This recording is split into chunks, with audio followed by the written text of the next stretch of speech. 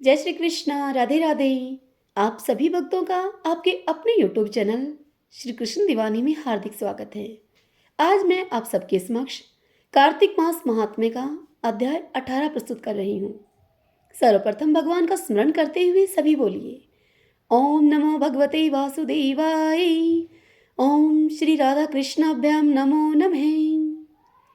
सूत जी कार्तिक महात्म्य को सुनाते हुए ऋषियों से कहते हैं कि हे ऋषियों, यहाँ तक की कथा सुनने के बाद महाराज पृथु ने नारद जी से पूछा कि हे महर्षि नारद जी, कार्तिक मास में दीपदान एवं मार्जन का क्या महत्व है। मार्जन अर्थात मंदिर में झाड़ू लगाने का कार्य। ऐसे कार्य करने वाले श्रद्धालुओं को कैसा फल मिलता है। यह प्रश्न सुनकर नारद जी राजा पृथु से बोले कि हे राजन, एक बार परमपिता ब्रह्मा जी से मैंने यही प्रश्न किया था। तब ब्रह्मा जी ने मुझे जो कुछ बताया था वही मैं तुमसे बताता हूँ। तुम ध्यानपूर्वक सुनो। यह कथा अत्यंत गोपनीय है। हे राजा पृथु, प्राचीन काल की बात है कि चंद्रवंश में जयध्वज नाम का एक राजा राज्य करता था। वह भगवान का परम भक्त था। भगवान के मंदिर में स्वयं झाड़ू लगाकर और वह दीपक जलाता था। एक दिन वितिहोत्र नामक राजपुरोहित ने उसे यह सब करते हुए देखा तो वह राजपुरोहित आश्चर्य से भर गया। तब राजा के पास जाकर उसने पूछा कि हे राजन, भगवान को प्रसन्न करने के लिए तो और भी बहुत से मार्ग हैं, परंतु आप स्वयं मंदिर में जाकर मार्जन अर्थात झाड़ू लगाने का कार्य और दीप जलाने को इतना अधिक महत्व क्यों देते हैं। तब राजा ने विनम्रता से हाथ जोड़कर उससे कहा कि इस संबंध में मैं आपको अपने पूर्व जन्म की एक अत्यंत ही विस्मयकारी कथा सुनाता हूँ। भगवान की कृपा से पूर्व जन्म की यह घटना मुझे अब भी स्मरण है। हे राजपुरोहित जी, सतयुग में सवरोचिस मनु के काल में वेद वेदांगों को जानने वाला एक ब्राह्मण था। वह ब्राह्मण बड़ा ही विद्वान था। तब भी वह खोटे कर्मों में लिप्त रहता था। उसके दुष्कर्मों के कारण ही उसके बंधु बांधवों ने उसका परित्याग कर दिया था। एक दिन वह ब्राह्मण भूख प्यास से व्याकुल होकर घूमता फिरता हुआ नर्मदा नदी के तट पर जा पहुंचा। इसे संयोग ही कहें कि नर्मदा के तट पर जाते हुए उसने अपने प्राण त्याग दिए। हे पुरोहित जी, उसकी स्त्री का व्यवहार और आचरण भी अच्छा नहीं था। इस कारण से घर त्यागते ही परिजनों ने उसकी पत्नी को भी घर से निकाल दिया। उस समय वह ब्राह्मण की पत्नी गर्भवती थी। समय आने पर उसने एक पुत्र को जन्म दिया। उसका नाम दंडकेतु रखा गया। माता पिता के दुष्ट स्वभाव के कारण वह बालक भी दुष्ट प्रवृत्ति का ही निकला। उसके कर्म भी अपने माता पिता के जैसे ही थे। फिर एक दिन उसकी माँ भी मर गई और अब वह बालक खोटे कर्म करता हुआ इधर उधर भटकने लगा। इस प्रकार वह बालक पाप पूर्ण जीवन व्यतीत करता रहा। एक रात की बात है, एक रात छल से किसी पराई नारी से भोग करने की इच्छा से एक देवालय में जाकर छिप गया। वह देवालय सूना पड़ा रहा करता था। उसने अपने वस्त्रों से देवालय की भूमि को साफ किया और वहां पर एक दीपक जला दिया। उस दीपक को जलता हुआ देखकर गांव वालों को बड़ा ही आश्चर्य हुआ कि इस सोने मंदिर में यह दीपक किसने जलाया है। और अब वे गांव के लोग वहां देवालय में आ धमके। उस युवक को देवालय में देखकर उन्होंने उसे चोर डाकू समझकर अब उसे लाठियों से पीट पीट कर मार डाला। अब जब उसके प्राण निकल गए तो प्राण निकलने पर भगवान विष्णु के दूत वहां पर आए और उसे दिव्य रथ पर बैठाकर बैकुंठ को लेकर गए। ही महाराज पृथु, आपको आश्चर्य होगा कि ऐसा दुष्कर्मी और कामी पुरुष किस कारण से बैकुंठ का अधिकारी बना। उसने ऐसा कौन सा पुण्य काम किया कि उसे बैकुंठ मिला। तो अब आप सुनिए। जब उसने मंदिर की सफाई की और मंदिर में दीपदान किया, वह कार्तिक का महीना था जिसमें सिर्फ एक बार ऐसा कर्म करके वह बैकुंठ का अधिकारी बना। हे महाराज पृथु, जब कार्तिक मास में एक दिन में एक बार ऐसा करने पर ऐसा सुफल मिलता है तो आप सोचिए पूरे माह में ऐसा करने वाला कितने पुण्य का भागी होगा। उसका वर्णन तो हजारों मुख वाले शेषनाग और स्वयं ब्रह्मा जी भी नहीं कर सकते। अपने उस पुण्य कार्य के फलस्वरूप उसने कई कल्पों तक स्वर्ग का सुख भोगा और उसके बाद चंद्रवंश में जयध्वज बनकर जन्मा और पृथ्वी पर भी राज सुख भोग रहा है। हे पुरोहित जी, इसी कारण से कार्तिक मास में मैं मंदिर की सफाई और दीपदान भगवान विष्णु के निमित्त करता हूँ। इतनी कथा सुनाकर नारद जी राजा पृथु से आगे कहते हैं कि हे राजन, यह तो था स्वयं दीपदान करने का फल। अब दूसरे के द्वारा दीप जलाने का महात्म्य तुम सुनो। मनुवंश के प्रतापी राजा रैवत के पुत्र भद्रबुद्धि का एक पुत्र था जिसका नाम सुदर्शन था। अपने नाम की ही भांति सुदर्शन अत्यंत ही सुंदर और पराक्रमी था। राजा भद्रबुद्धि की राजधानी महेंद्र पर्वत पर थी। एक बार सुदर्शन शिकार खेलने के लिए अपने साथियों के साथ वन में गया। घूमते घूमते अचानक उसकी दृष्टि एक नदी के उस पार पड़ी जहां पर उसने एक अत्यंत ही सुंदर कन्या को देखा। उसने अपने साथियों को वहीं पर छोड़ा और घोड़े पर सवार होकर नदी को पार करके अब वह दूसरे तट पर जा पहुंचा। ही राजा पृथु, वह कन्या अत्यंत ही रूपवती थी। राजकुमार सुदर्शन उसे देखते ही अब उसके ऊपर मोहित हो गया। कन्या भी उस बलशाली और सुंदर युवक को देखकर अब लजा गई। तब राजकुमार ने बड़ी ही विनम्रता और शालीनता से उसका परिचय पूछा। तब कन्या ने उसे बताया कि वह गौड़ राजा की पुत्री मदनालसा है और अपनी सखियों के साथ क्रीड़ा करने के लिए वहां पर आई है। तत्पश्चात स्वेच्छापूर्वक उन दोनों ने गंधर्व विवाह कर लिया और कुछ समय तक तो वे नर्मदा नदी के तट पर विहार करते रहे। फिर अपने घर पर आकर माता पिता का आशीर्वाद लेकर वे आनंद पूर्वक जीवन व्यतीत करने लगे। हे राजन पृथु, कुछ समय के बाद राजा भद्रबुद्धि अपने पुत्र को राज्य की बागडोर सौंपकर स्वयं वन में चला गया। राजा बनने के बाद सुदर्शन कुशलतापूर्वक राजकाज को चलाने लगा। रानी मदनालसा भगवान विष्णु की अनन्य भगत थी। उसे देखकर सुदर्शन भी भगवान की पूजा अर्चना करने लगा और उनका अब वह भक्त बन गया। बाद में रानी मदनालसा की प्रेरणा से राजा सुदर्शन ने भगवान का एक स्वर्ण मंदिर भी बनवाया। वे दोनों ही उस मंदिर में भगवान का पूजन और कार्तिक मास में दीपदान आदि किया करते थे। एक दिन की बात है, एक दिन रानी मदनालसा मंदिर में दीप प्रज्वलित कर रही थी कि तभी राजा ने उसे बुलवा और भेजा। रानी ने पहले दीपक जलाया और फिर राजा के पास पहुंची। इस कारण से रानी को पहुंचने में अब देर लग गई। इस पर राजा सुदर्शन अप्रसन्न हो गए रानी से और वह बोले, हे रानी, तुम तो कहती हो कि पति ही स्त्री का देवता होता है, फिर दीपदान में इतना समय लगाकर तुमने मेरी आज्ञा न मानकर मेरा अनादर क्यों किया? यदि देरी का कोई दूसरा कारण था तो वह भी मुझे बताओ। तब रानी मदनालसा ने बड़े ही स्नेहपूर्वक अपने पति से कहा कि हे महाराज, मैं आपको दीपदान का महत्व बतलाती हूँ। आप ध्यानपूर्वक सुनिए।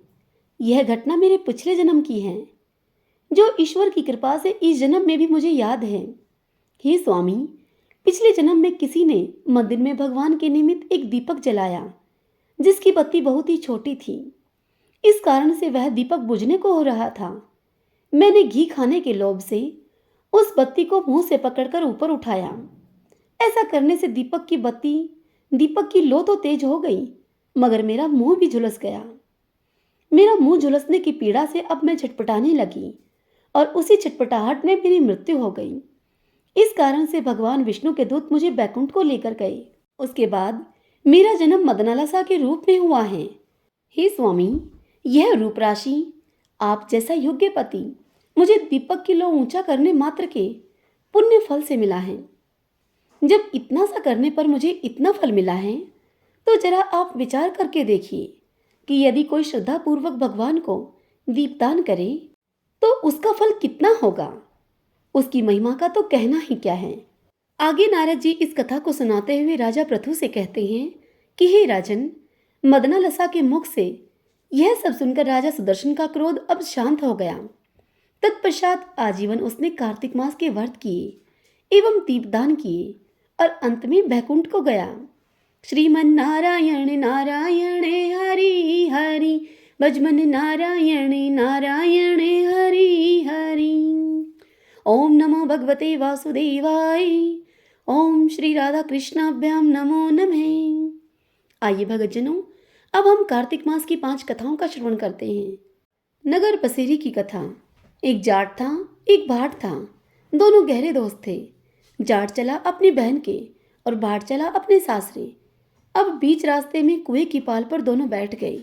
जाट बोला कि आ भाई भाट, नगर बसेरा कर ले। तब उसे भाट बोला, कि मैं तो सासरे जा रहा हूँ, मेरी खूब खातिरी होगी वहाँ, सो तू ही कर ले नगर बसेरा। अब जाट कुएं की पाल पर बैठकर पानी की घंटी और चावल का दाना लेकर नगर बसेरा करने लगा। और नगर बसेरा करते हुए वह ऐसे बोला, नगर बसेरा जो करे सो मलमल धोवे पाँव, ताता मांडा लापसी देगी मेरी माँ, माँ ना देगी मांसी देगी द्वारका का वास, मीठा मीठा ग्रास वृंदावन का वास, 5 कुल्टी छठी रास मेरो जीवड़ो श्री कृष्ण के पास, डालू पानी हो जाएगी झट से निकल जाए मेरा जी। और इस प्रकार नगर बसेरा करके जाट अब अपनी बहन के घर चल पड़ा। और जब वह बहन के घर पहुंचा तब बहन ने उसे बुरा चावल जिमाकर भाई की खूब खातिरी की और भाई से खूब बातचीत की। और उधर जब भाट अपनी ससुराल पहुंचा तो उसे अपने ससुराल में आग लगी पाई। आग बुझाते बुझाते राख उठाते उठाते भाट के हाथ भी काले और मुंह भी काला, न रोटी न पानी उसे मिला। पड़ोसन आई और उसकी सास से कहने लगी कि जवाई आया है, उसकी भी कुछ पूछ कर लो, कुछ खातिरी उसकी भी करो। तब सास बोली कि क्या करूं, मेरा तो टापड़ा जल गया है। तब उसे पड़ोसन ने एक छाछ का गिलास और एक रोटी लाकर दी। तब भाट ने वह रोटी खाई। अब रास्ते में शाम के समय दोनों दोस्त फिर से मिले। तब दोनों एक दूसरे से बोले कि कहो भाई, कैसा रहा सब। तब भाट बोला, भाई जब मैं अपनी ससुराल पहुंचा तो मुझे वहां आग लगी पाई, बुझाते बुझाते हाथ भी काले और मुंह भी काला, न रोटी मिली न पानी। तब जाट बोला कि भाई मेरी तो बहन के घर में खूब खातिरी हुई, मैंने कही थी ना तुझे कि नगर बसेरा कर ले, पर तूने नहीं किया, अब कर ले नगर बसेरा। तब भाट बोला कि मैं अब भी नहीं करूँ नगर बसेरा, क्योंकि मेरी तो मौसी है, पता नहीं रोटी मुझे देगी या नहीं देगी। तेरी तो माँ है, दही की छछूली और चूरमा की पिंडी तेरे लिए धरी ही पाएगी। भाट ने नगर बसेरा अब भी नहीं किया और जाट ने नगर बसेरा कर लिया और करते हुए कहने लगा, नगर बसेरा जो भी करे सो मलमल धोवे पाँव, ताता मांडा लापसी देगी मेरी माँ, माँ देगी मांसी देगी द्वारका का वास, मीठा मीठा ग्रास वृंदावन का वास, 5 कुल्टी छठी रास मेरो जीवड़ो श्री कृष्ण के पास, डालू पानी हो जाएगी झट से निकल जाए मेरा जी। इतना कहकर नगर बसेरा करके जाट अब चल पड़ा। घर पहुंचते ही जाट की मौसी ने उसका बहुत लाडचाव किया। और उधर जब भाट घर पहुंचा तो उनकी भैंस खो गई। भैंस खोने पर उसका बाप एक लाठी धरे और एक लाठी उठाए और भाट से बोला कि ससुराल गया तो वहां आग लगा दी और जब यहाँ आया है तो तूने भैंस खो दी, पहले भैंस खोज कर ला, तभी तुझे रोटी पानी मिलेगी। अब भाट को सारा दिन हो गया भैंस को ढूंढते ढूंढते, पर उसे भैंस कहीं न मिली। बाजार में फिर से दोनों दोस्त दोबारा से मिले तो जाट ने पूछा कि कहो भाई क्या खबर है। तब भाट बोला कि यहाँ पर आते ही मेरे बाप की भैंस खो गई, उसी समय से मैं भैंस को ढूंढ रहा हूँ, मेरी रोटियों का कोई ठिकाना नहीं। तब जाट उसे फिर से बोला, भाई मैंने तो तुझे कहा था कि नगर बसेरा कर ले, पर तूने नहीं किया, अब कर ले नगर बसेरा। तब उसे भाट बोला कि भाई तेरे नगर बसेरे में क्या इतने गुण हैं, अगर इतने गुण हैं तो कर लेते हैं नगर बसेरा। और फिर दोनों दोस्तों ने नगर बसेरा किया। नगर बसेरा करते हुए वे कहने लगे, नगर बसेरा जो करे सो मलमल धोवे पाँव, ताता मांडा लापसी देगी मेरी माँ, माँ देगी मांसी देगी द्वारका का वास, मीठा मीठा ग्रास वृंदावन का वास, 5 कुल्टी छठी रास मेरो जीवड़ो श्री कृष्ण के पास, डालू पानी हो जाएगी झट से निकल जाए मेरा जी। इस प्रकार कहकर उन्होंने नगर बसेरा कर लिया। अब दोनों दोस्त फिर से अपने अपने रास्ते पर चल पड़े। जब भाट चला रास्ते पे अपने तो उसे रास्ते में भैंस मिल गई। वह भैंस को लेकर अब अपने घर को गया। तब उसकी माँ बोली कि लड़के को आते ही घर से निकाल दिया, सारा दिन हो गया बेचारे को भूखे मरते। और फिर भाट को उसकी माँ ने खूब अच्छी तरह से जिमाया और फिर उन्होंने सारी नगरी में ही ढिंढोरा पिटवा दिया कि हर कोई कार्तिक में पीहर सासरे में आते जाते समय नगर बसेरा जरूर करे। सभी बोलिए विष्णु भगवान की जय। तुलसी जी की कथा। सभी बोलिए तुलसी मात की जय।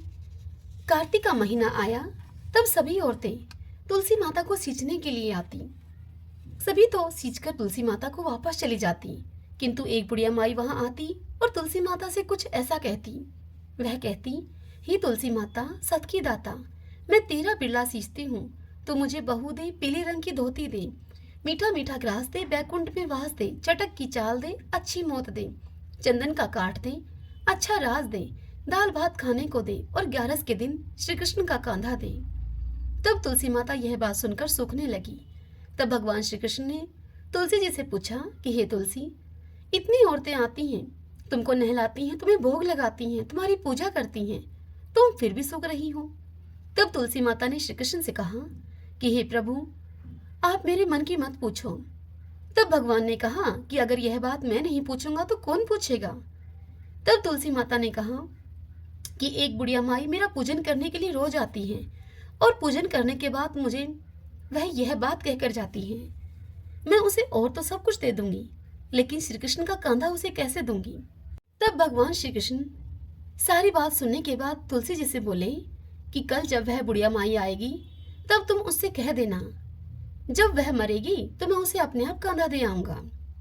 अब समय बीतने के अनुसार कुछ समय के बाद ही कुछ दिनों में वह बुढ़िया माई मर गई।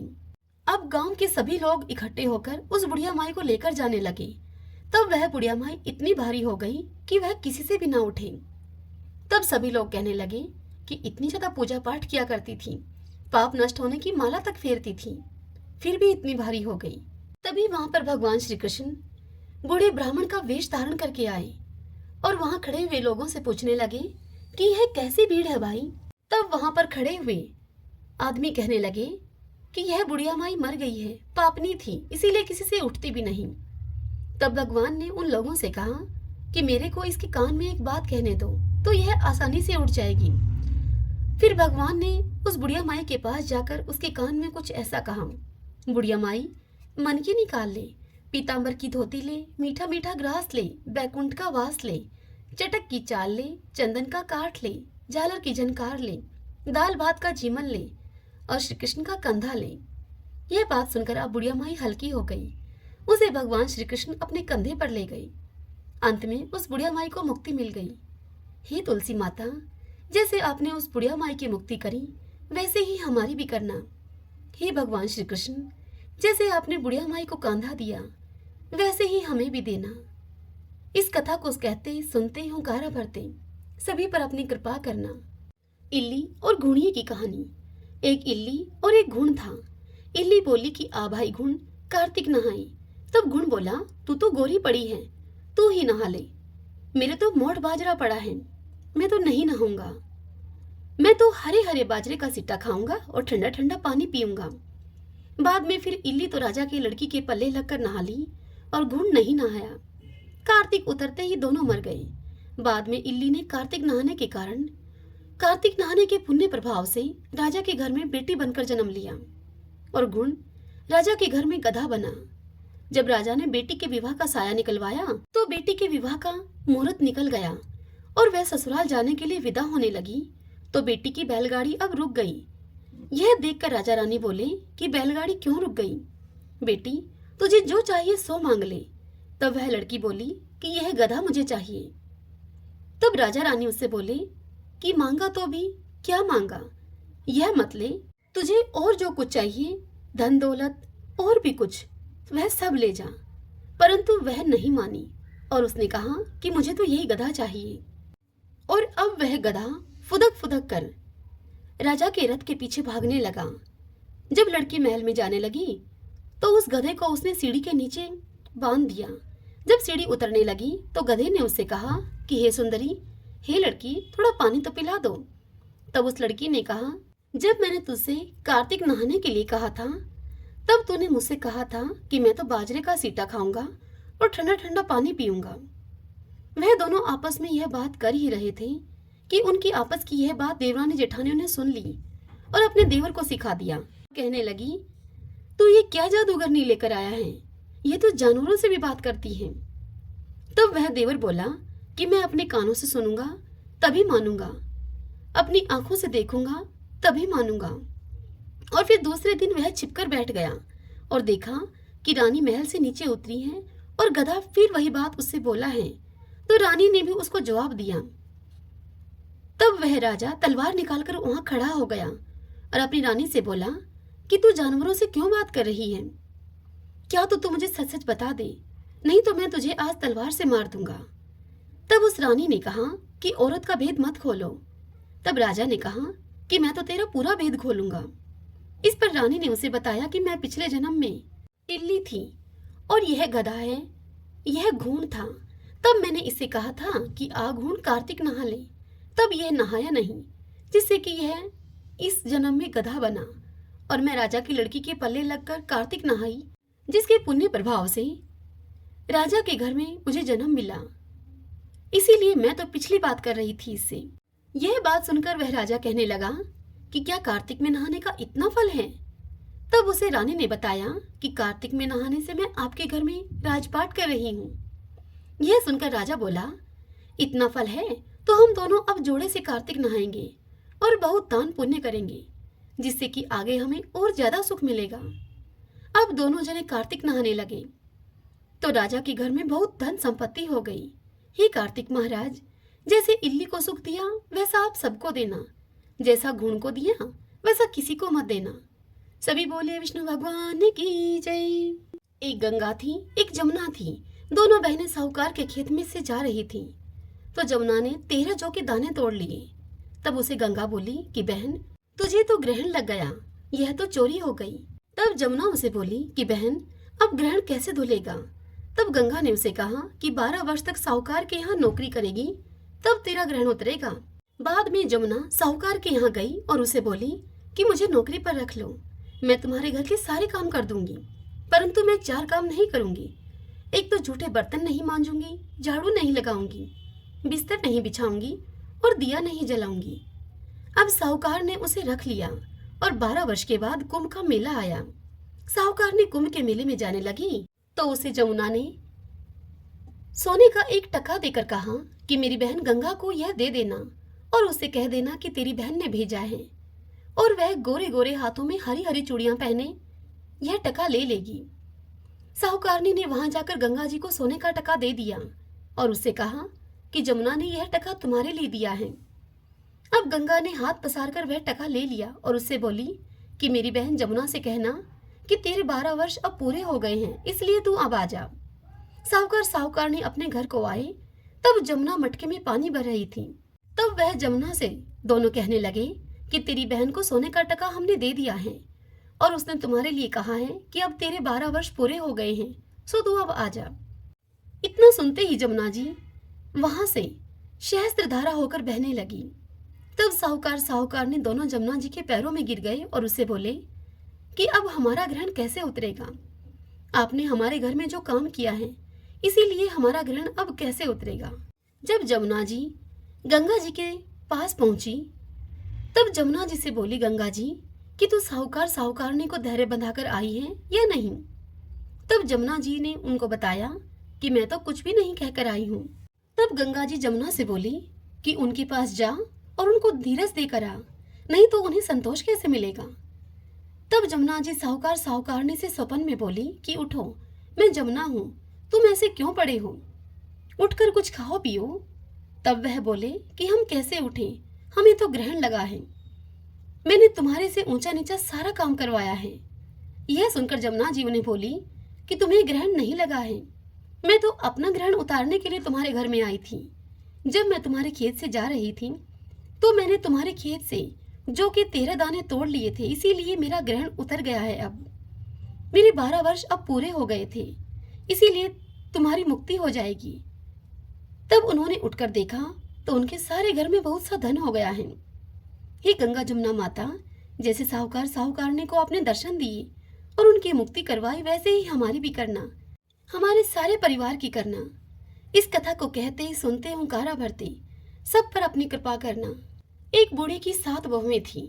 वह अपनी बहुओं से बुलाकर कहने लगा, बहुओं, मेरा तो कार्तिक नहाने का मन है, क्या तुम यह मेरा नियम निभा दोगी? तब बूढ़े की 6 बहुओं ने उसे मना कर दिया, परंतु सबसे बड़ी बहू बूढ़े से कहने लगी कि पिताजी, मैं यह आपका नियम निभा दूंगी, आप मेरे यहाँ आकर कार्तिक स्नान कर लेना। बूढ़ा अब हर रोज सुबह उठकर नदी पर जाकर स्नान करके आता और अपनी धोती बड़ी बहू के घर के आंगन में सुखा देता था।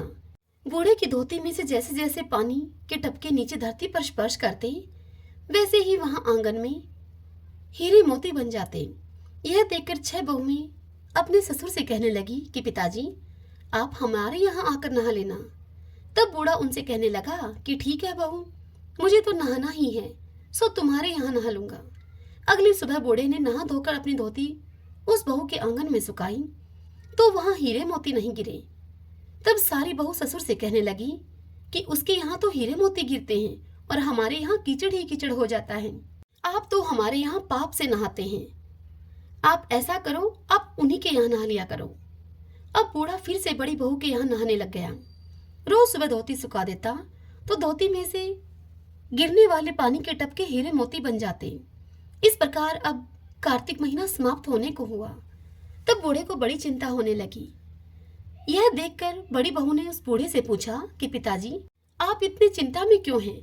तब बूढ़े ने उस बहू से कहा कि बहू, मेरा कार्तिक महीना समाप्त होने को आया है और मेरा मन करता है कि मैं एक दिन सारे परिवार वालों को खाने का न्योता देकर आऊं और उन्हें जिमाऊं। यह सुनकर बड़ी बहू बोली कि पिताजी, इसमें चिंता की क्या बात है?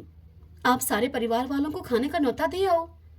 जब बूढ़ा न्योता देने के लिए उन 6 बहुओं के पास गया तो सभी 6 बहुएं कहने लगी कि जब तक आपके घर में वह बड़ी बहू रहेगी तब तक हम खाना खाने के लिए नहीं आएंगे। अब बूढ़ा अपने घर को वापस आया और आकर फिर से चिंतामग्न होकर बैठ गया। तब बड़ी बहू ने फिर से पूछा कि पिताजी, अब किस बात की चिंता है? तब बूढ़े ने कहा कि बहू, उन सबका कहना है कि जब तक तुम यहाँ घर पर रहोगी तब तक उनमें से कोई भी खाना खाने के लिए नहीं आएंगी। तब बड़ी बहू कहने लगी कि इसमें चिंता की कोई बात नहीं है, मैं अपनी 4 रोटी लेकर खेत पर चली जाऊंगी। आप उन्हें फिर से खाने का न्योता देकर आओ। बूढ़े ने ऐसा ही किया। तब वे सारी बहुएं खाना खाने के लिए आई। उन्होंने कुछ तो खाना खाया और बचे हुए खाने में मिट्टी और कंकड़ डालकर चली गई।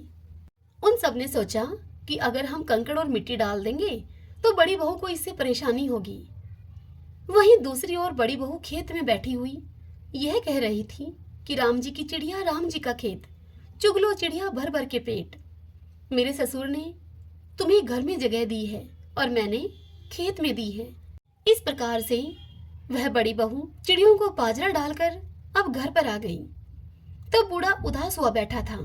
अब बूढ़े को उदास हुआ देखकर बड़ी बहू को भी चिंता हो गई। वह पूछने लगी कि पिताजी, सब अच्छे से निमट तो गया ना, अब आप उदास क्यों हैं? तो वह कहने लगा कि बहू, तुम्हारी देवरानी जेठानी आई थी और उन्होंने अच्छे से खाया पिया। बचे हुए खाने में वह कंकड़ मिट्टी डालकर चली गई, सो तुम्हारे लिए कुछ भी नहीं बचा है।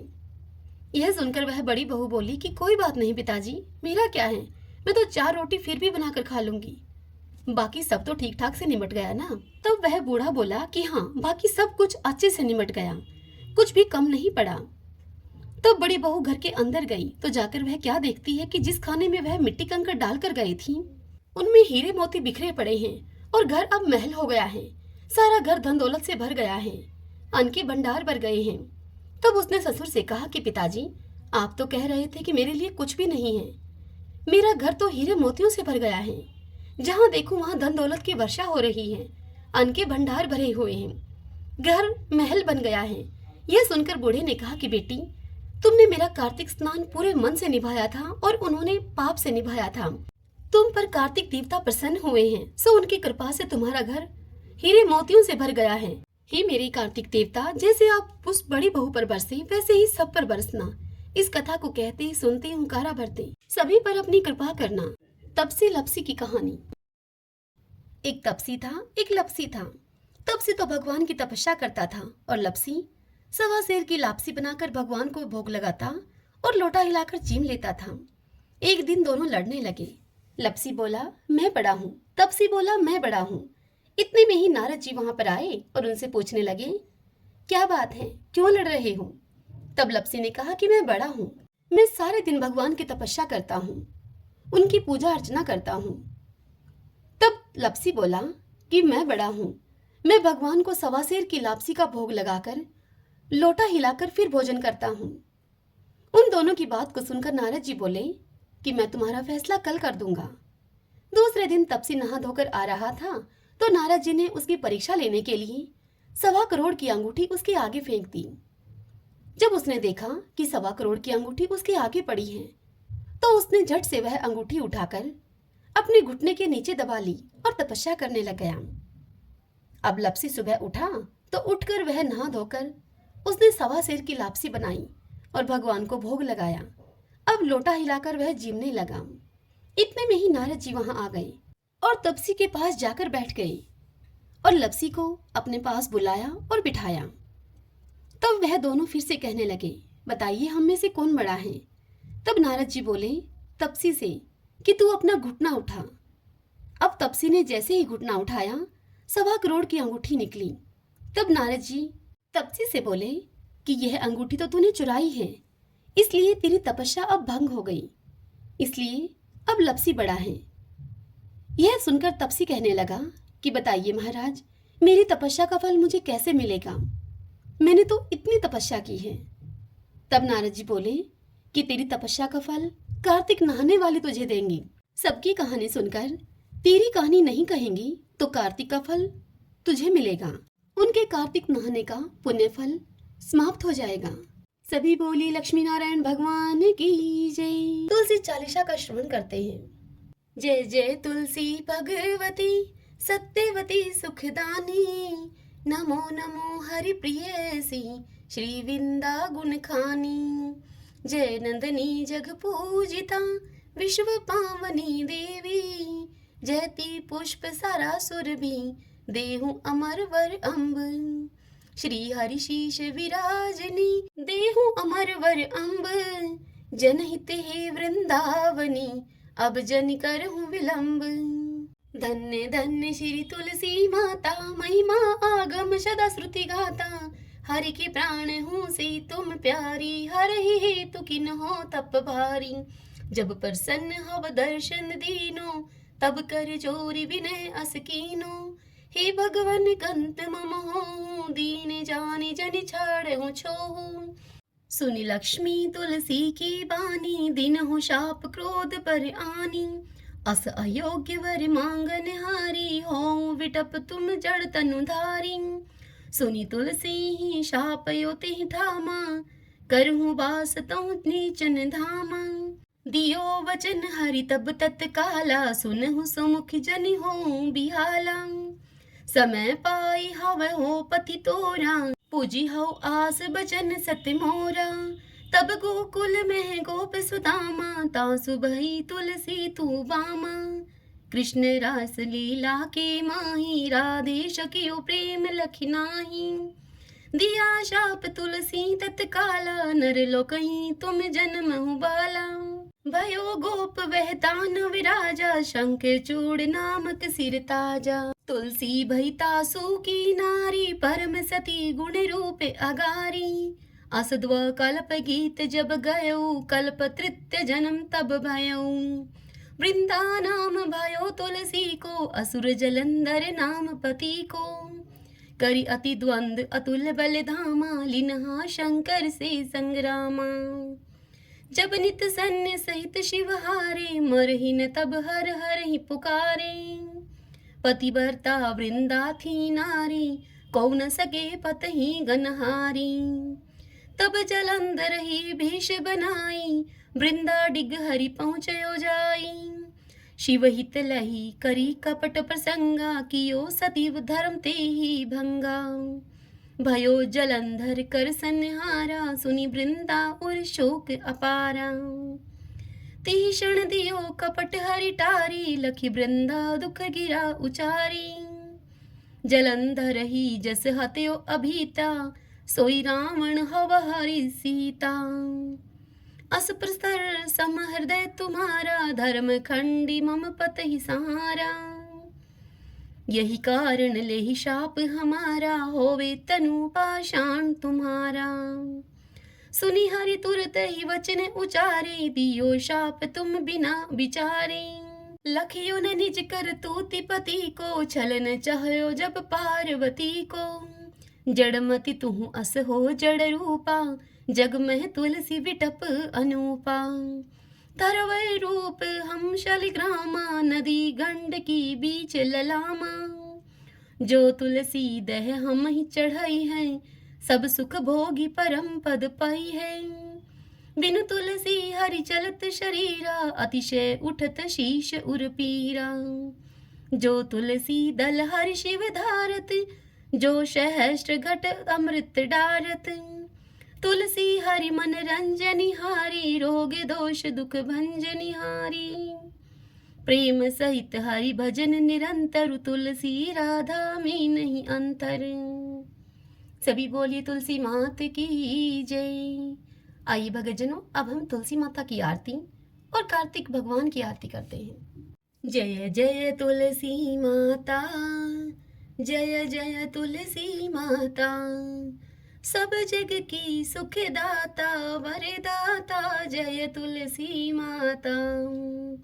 सब योगों के ऊपर, सब रोगों के ऊपर, रुज से रक्षा करके भवत्राता, जय जय तुलसी माता। बटुपुत्री हे श्यामा, सुर बलि हे ग्राम्या, विष्णु प्रिय जो तुमको सेवे, सो नर तर जाता, जय जय तुलसी माता। हरि के शीश विराजत, त्रिभुवन से हो वंदित, पतित जनों की तारिणी विख्याता, जय जय तुलसी माता। लेकर जन्म विजन में आई दिव्य भवन में, मानव लोक तुम्ही से सुख संपत्ति पाता, जय जय तुलसी माता। हरि को तुम अति प्यारी, श्याम वरण कुमारी, प्रेम अजब है उनको तुमसे ये कैसा नाता, जय जय तुलसी माता। तुलसी मात की जय। आरती उतारूं मारा कार्तिक भगवान की, आरती उतारूं मारा कार्तिक भगवान की। ठाकुर जी की सेवा में मैं राम नाम बोलती, ठाकुर जी की सेवा में मैं राम नाम बोलती। गाय की सेवा में मारे गोबर पानी बाड़ा में, गाय की सेवा में मारे गोबर पानी बाड़ा में। तुलसी की सेवा में मारे तुलसी फल फूल आंगन में, तुलसी की सेवा में मारे तुलसी फल फूल आंगन में। आरती उतारूं मारा कार्तिक भगवान की, आरती उतारूं मारा कार्तिक भगवान की। ठाकुर जी की सेवा में मैं गंगा जल से नहावती, ठाकुर जी की सेवा में मैं गंगा जल से नहावती। गाय की सेवा में मारे दूध दही बिलोना में, गाय की सेवा में मारे दूध दही बिलोना में। तुलसी जी की सेवा में मारे बरकत है घर आंगन में, तुलसी जी की सेवा में मारे बरकत है घर आंगन में। आरती उतारूं मारा कार्तिक भगवान की, आरती उतारूं मारा कार्तिक भगवान की। ठाकुर जी की सेवा में तिलक लगो मारा माथा में, ठाकुर जी की सेवा में तिलक लगो मारा माथा में। गाय की सेवा में मारे घी धरो है घिलड़ी में, गाय की सेवा में मारे घी धरो है घिलड़ी में। तुलसी जी की सेवा में मारे दीवा बाती क्यारा में, तुलसी जी की सेवा में मारे दीवा बाती क्यारा में। आरती उतारूं मारा कार्तिक भगवान की, आरती उतारूं मारा कार्तिक भगवान की। ठाकुर जी की सेवा में माखन मिश्री डोना में, ठाकुर जी की सेवा में माखन मिश्री दोना में। गाय की सेवा में मारे छाछरा पड़ी थाली में, गाय की सेवा में मारे छाछरा पड़ी थाली में। तुलसी जी की सेवा में मारे अखंड सुहाग साथ में, तुलसी जी की सेवा में मारे अखंड सुहाग साथ में। आरती उतारूं हरा कार्तिक भगवान की, आरती उतारूं हरा कार्तिक भगवान की। ठाकुर जी की सेवा में मैं नित उठ मंदिर जावती, ठाकुर जी की सेवा में मैं नित उठ मंदिर जावती। गाय की सेवा में मैं नित उठ के भुआरी लगावती, गाय की सेवा में मैं नित उठकर भुआरी लगावती। तुलसी जी की सेवा में नित जल से क्यारी में, तुलसी जी की सेवा में नित जल से क्यारा में। आरती उतारूं मारा कार्तिक भगवान की, आरती उतारूं मारा कार्तिक भगवान की। ठाकुर जी की सेवा में सखियों का संग है मंदिर में, ठाकुर जी की सेवा में सखियों का संग है मंदिर में। गाय की सेवा में मारे साथ ग्वाला आंगन में, गाय की सेवा में मारे साथ ग्वाला आंगन में। तुलसी जी की सेवा में मारे घर वाला मारे साथ में, तुलसी जी की सेवा में मारे घर आला मारे साथ में। आरती उतारूं मारा कार्तिक भगवान की, आरती उतारूं मारा कार्तिक भगवान की। ठाकुर जी की सेवा में मैं तुलसी माला फेरती, ठाकुर जी की सेवा में मैं तुलसी माला फेरती। गाय की सेवा में मारे गले गलसरी सोना की, गाय की सेवा में मारे गले गलसरी सोना की। तुलसी जी की सेवा में मारे सिर पर चुंदड़ी लाल है, तुलसी जी की सेवा में मारे सिर पर चुंदड़ी लाल है। आरती उतारूं मारा कार्तिक भगवान की, आरती उतारूं मारा कार्तिक भगवान की। ठाकुर जी की सेवा में बैकुंठा में मैं जावती, ठाकुर जी की सेवा में मैं बैकुंठा में जावती। गाय की सेवा में मैं पापों से मुक्ति पावती, गाय की सेवा में मैं पापों से मुक्ति पावती। तुलसी जी की सेवा में सातों जन्म सुख पावती, तुलसी जी की सेवा से मैं सातों जन्म सुख पावती। आरती उतारूं मारा कार्तिक भगवान की, आरती उतारूं मारा कार्तिक भगवान की। सभी बोलिए कार्तिक भगवान की जय। ओम नमो भगवते वासुदेवाय।